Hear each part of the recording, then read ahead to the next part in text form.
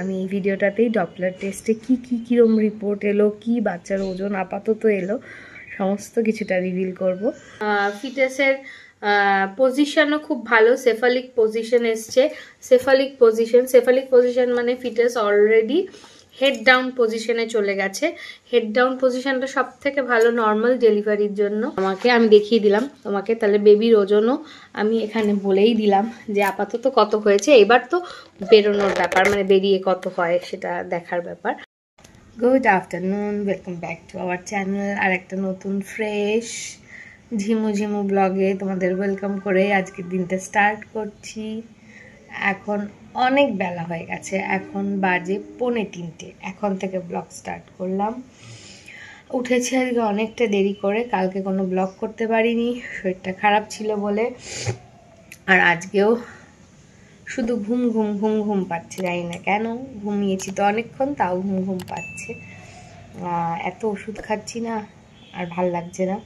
তো যাই হোক, এখন একটুখানি চা খেয়েছি সকালবেলা উঠে।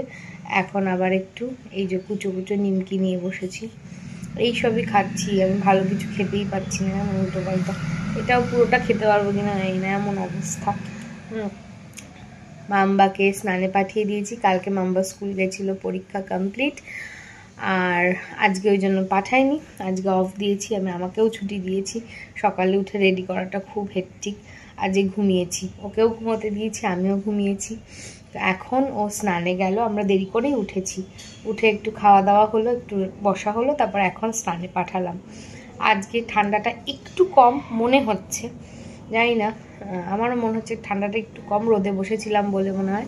আজকে আর গরম জল করে ওকে স্নানে পাঠাইনি, বললাম নর্মাল ঠান্ডা জলেই আজকে চান করো। প্রত্যেক দিন গরম জলে করা না ঠিক না, ওর আবার কনস্টিপেশনের প্রবলেম আছে, কত দিক ভাবতে হয়। এবার ওই জন্য আজকে ঠান্ডা জলেই স্নান করতে পাঠিয়ে দিলাম। আর এখন আমি বসেই সব খাচ্ছি। চলো দিনটা স্টার্ট করি।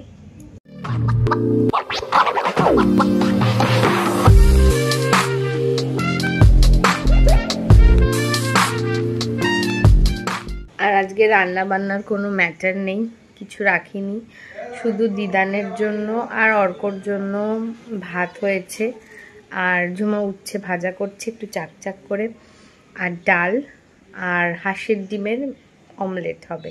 এটা ওদের দুজনের জন্য।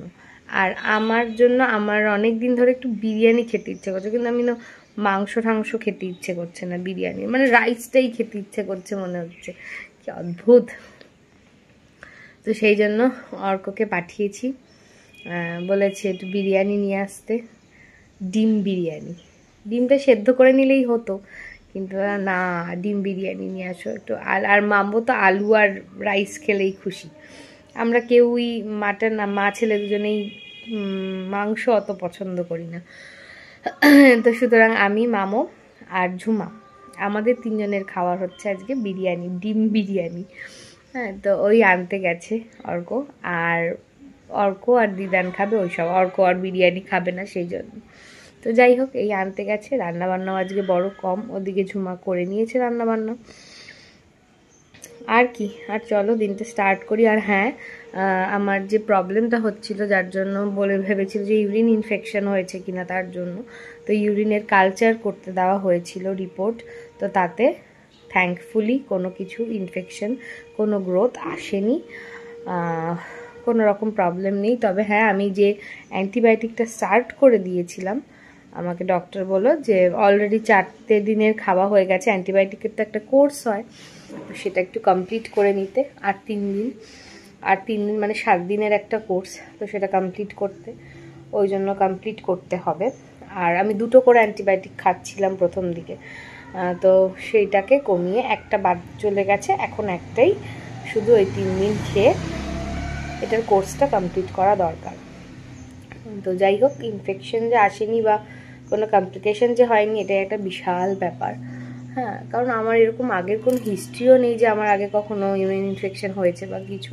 যাই হোক, তাও প্রেগনেন্সিতে হয়, হরমোনাল বিভিন্ন চেঞ্জেসের জন্যও হয়। এটা যে শুধু অপরিষ্কার বা ইয়ের জন্যই হয় তেমনটা কিন্তু নয়। তো প্রেগনেন্সিতে নাকি 10 জনের মধ্যে 1 জনের ইউরিন ইনফেকশনের প্রবলেম থাকে, আমি যা পড়াশুনো করে বা গুগল সার্চ করে দেখলাম।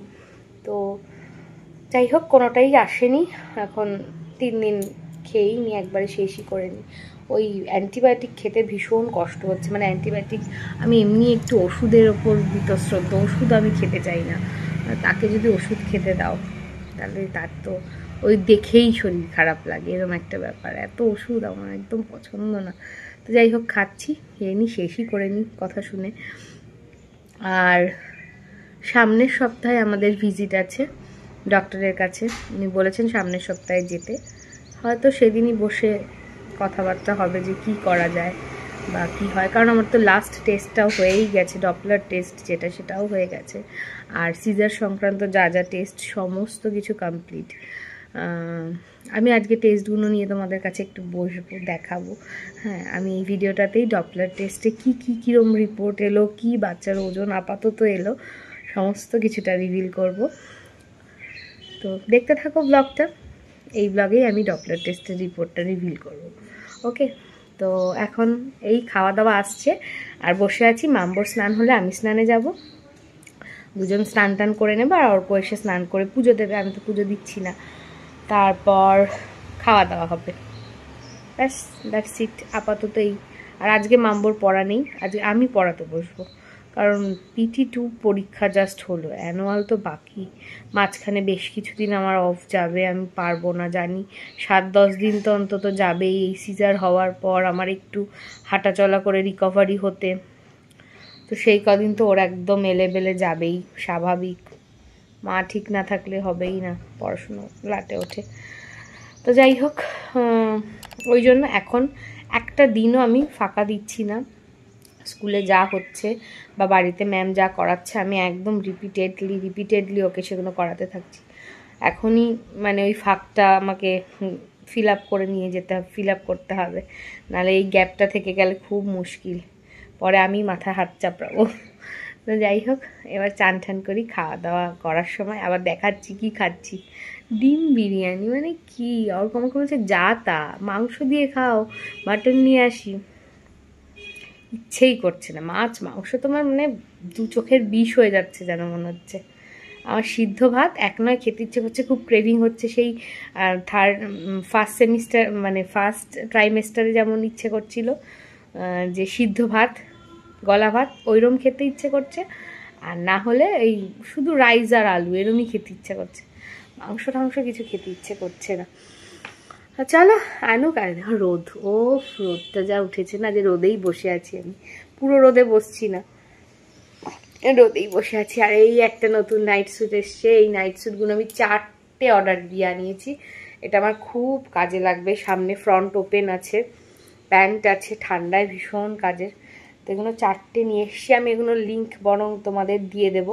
এবং এটা 5XL 6XL অবধি আছে, মানে আমার মতন মোটা যারা তারাও পরতে পারো, আবার রোগারাও পরতে পারো। আমি একটু বড় বড় ওভার সাইজই সব কটা কিনেছি, এখন আমার একটু ওভার সাইজ লাগছে, ঠিক আছে, পরে যদি রোগা হয় তাহলে মেরে নেওয়া যাবে, বড় কেনা ভালো। হ্যাঁ, তো ওই জন্য বড় বড়ই কিনেছি। চলো আবার পরে দেখা হচ্ছে খাওয়া দাওয়ার সময়। স্নান কমপ্লিট, বাবা চলে এসছে খেতে।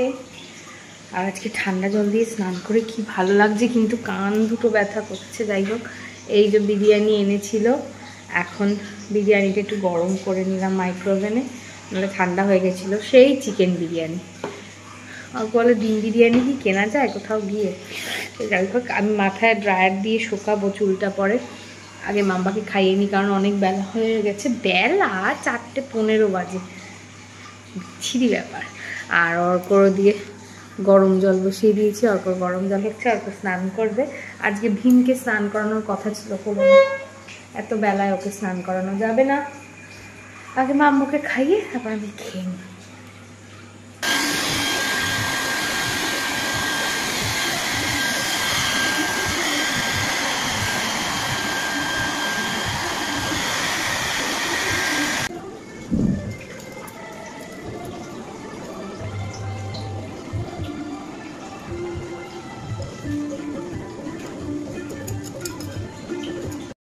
এই এসে একটু বসলাম, এত বেলায় স্নান করেছিলাম তো ওই জন্য চুলটা একটু ড্রায়ার দিয়ে শুকিয়ে আঁচড়ে নিলাম।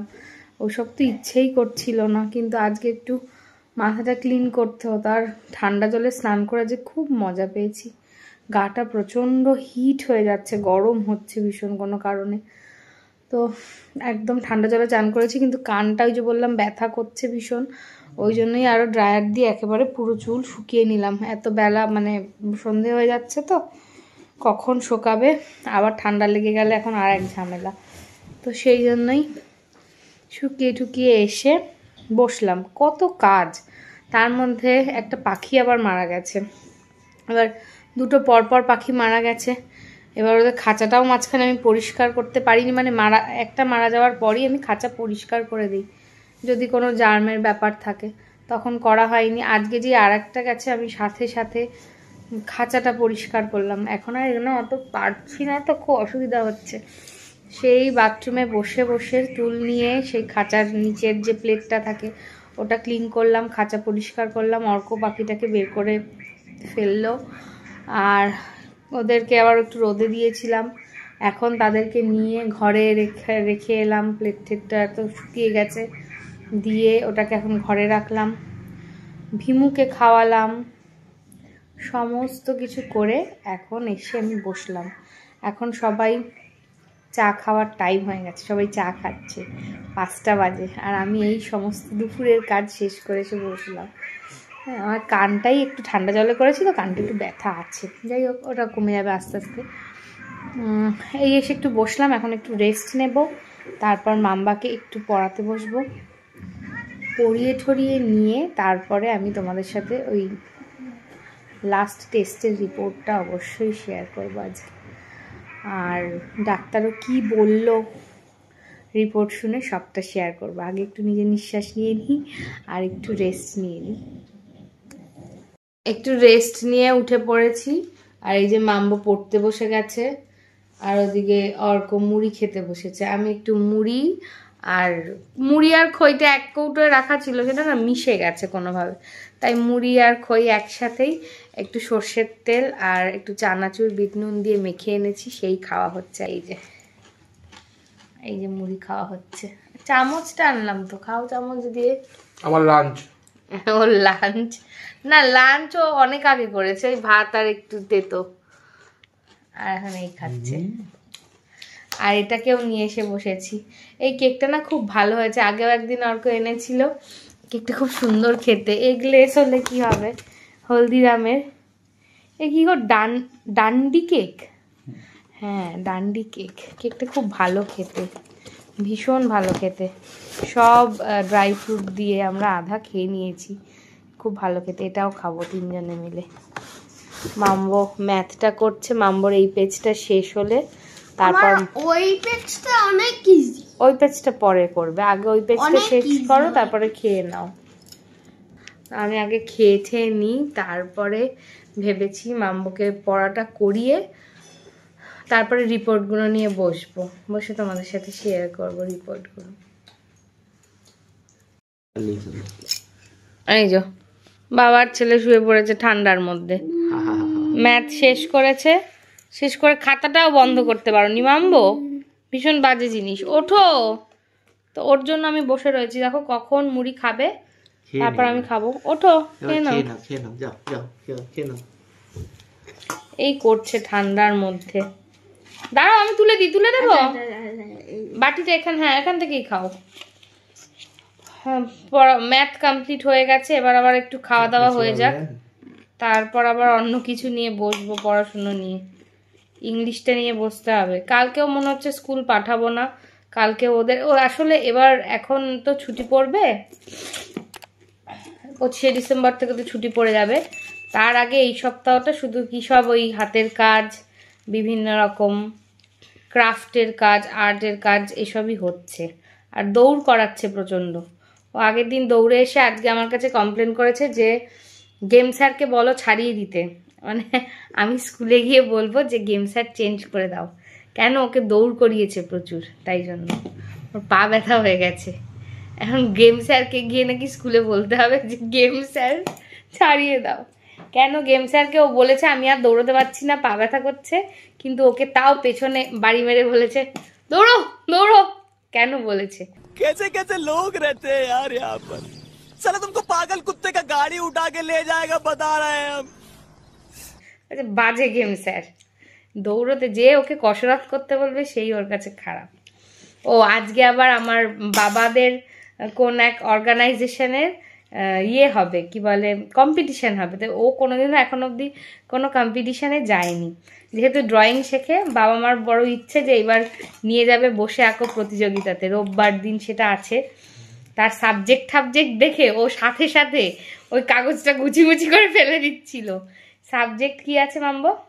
ও সাবজেক্ট ভেবেছে কবিতা বলতে হবে, ওই জন্য ও বিরক্ত হয়ে গেছে। সাবজেক্ট ছিল সোনা ব্যাং কোলা ব্যাং একটা, আর একটা হচ্ছে আয়রে ছুটে আয় পুজোর গন্ধ এসেছে, মানে পুজো নিয়ে কোন ছবি। আর একটা হচ্ছে বুলবুল পাখি ময়নাটিয়ে আয়না যায় না গান শুনিয়ে, মানে এদের নিয়ে কোনো একটা ছবি আঁকতে হবে। এই তিনটে সাবজেক্ট, এই যেই শুনেছে বাবা নিচে দাঁড়িয়ে পড়ে বলেছিল ওকে, সাথে সাথে কাগজটা গুছিমুচি করে ফেলে দিচ্ছিল। তারপর আমি বললাম আমি বুঝিয়ে বলছি ওপরে আয়, তারপরে তো ওপরে এসছে, তারপর বুঝিয়ে বললাম। দেখি পাঠাতে পারি কিনা, দেখা যাক। যাবি তো মাম্বো? কোথায়? এই যে বসে আঁকো প্রতিযোগিতায়। না যেতে হবে, না গেলে কি করে ভালো বসে থাকবো কিন্তু। না বসে থাকবি কেন, গিয়ে আঁকবি। কি না, আমার প্রাইজ পাওয়ার কোনো বই, প্রাইজটা বড় কথা নয় তো, যাওয়াটা। যাই হোক দেখা যাক যে পাঠাতে পারি কিনা। খাইয়ে নি আর একটু পড়িয়ে নি, তারপরে আবার আসছি।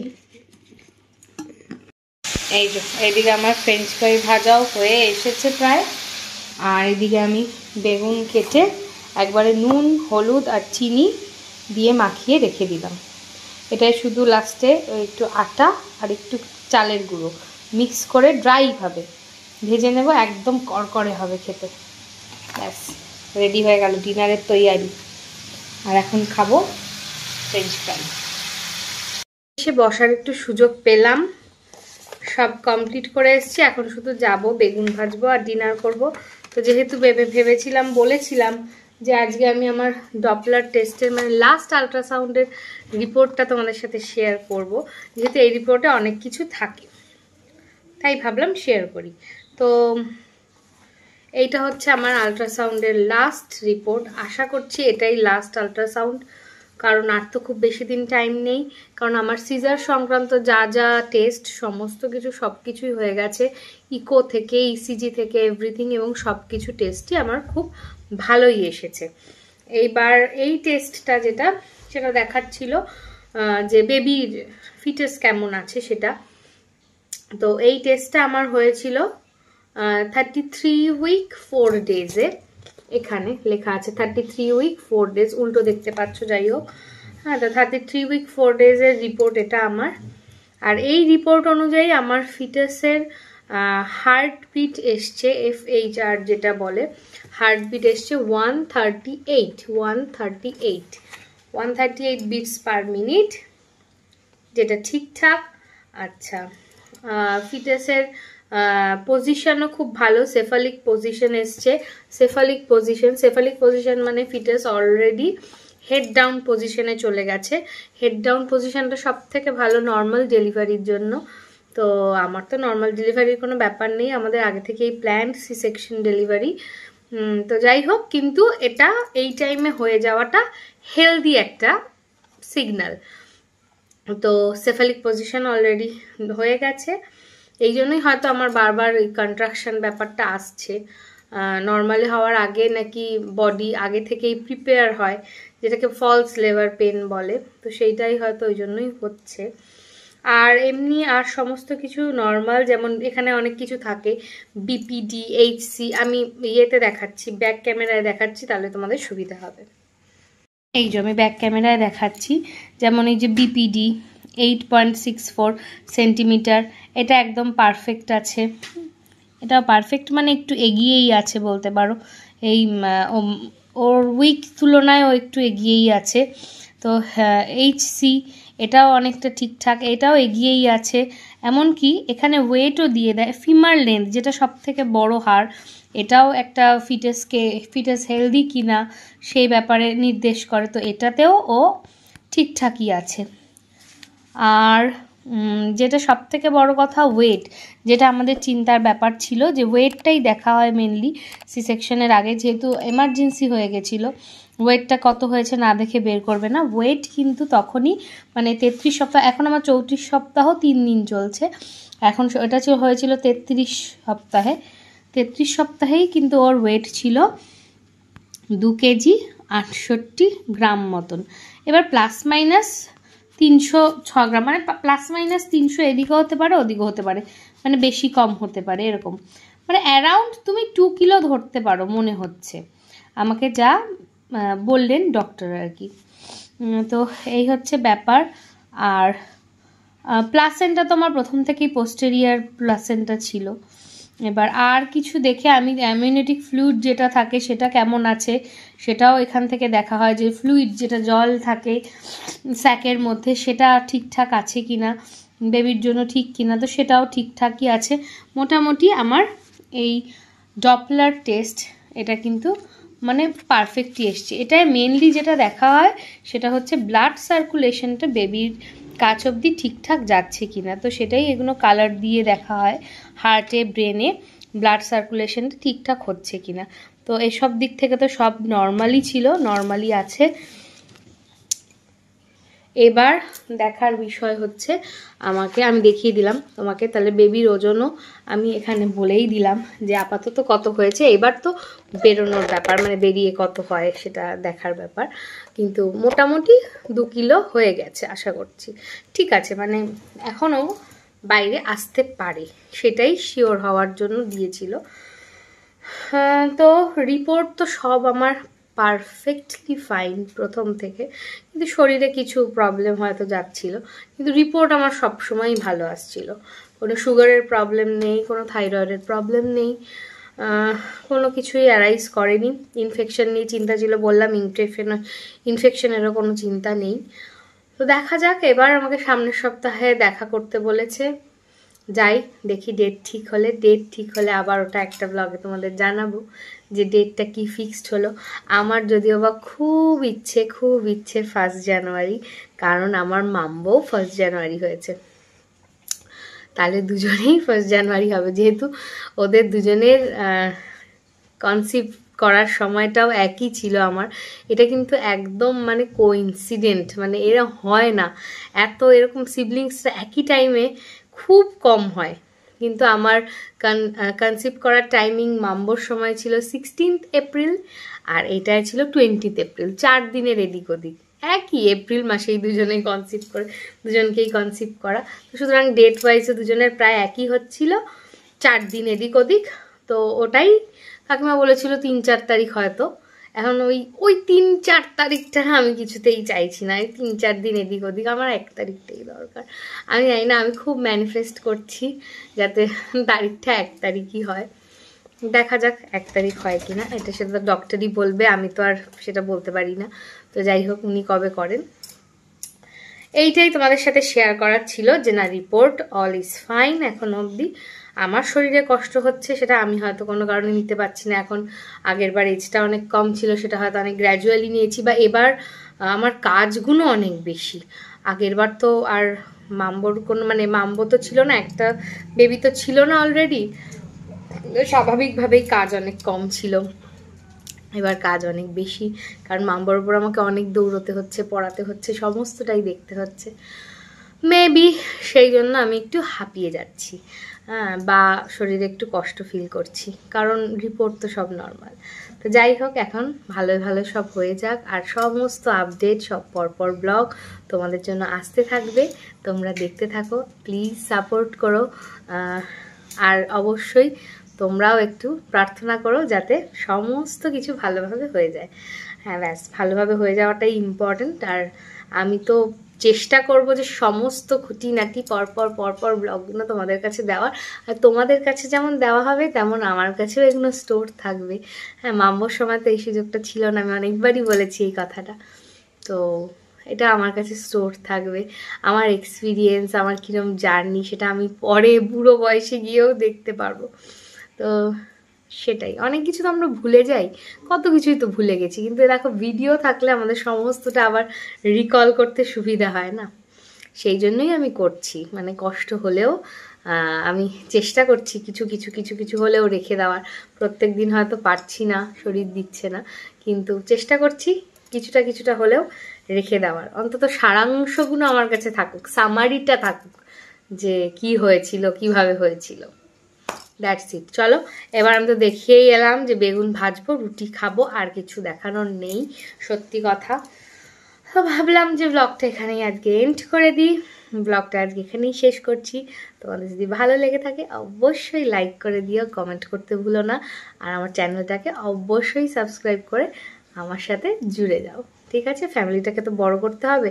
আর আমার এক্সপিরিয়েন্স তোমরাও দেখো, এক্সপিরিয়েন্স অনেক কিছু শিখতে সাহায্য করে। আমি তো অনেক ভিডিও দেখছি, অনেক কিছু দেখেছি, মাম্বোর সময়ও দেখেছি। আমার অনেকের এক্সপিরিয়েন্স দেখে অনেক কিছু শিখতে অনেক হেল্প হয়েছে। জানি না আমারও কোনো এক্সপিরিয়েন্স হয়তো তোমাদের ঠিক লেগে যেতে পারে, শেখার মতন লেগে যেতে পারে।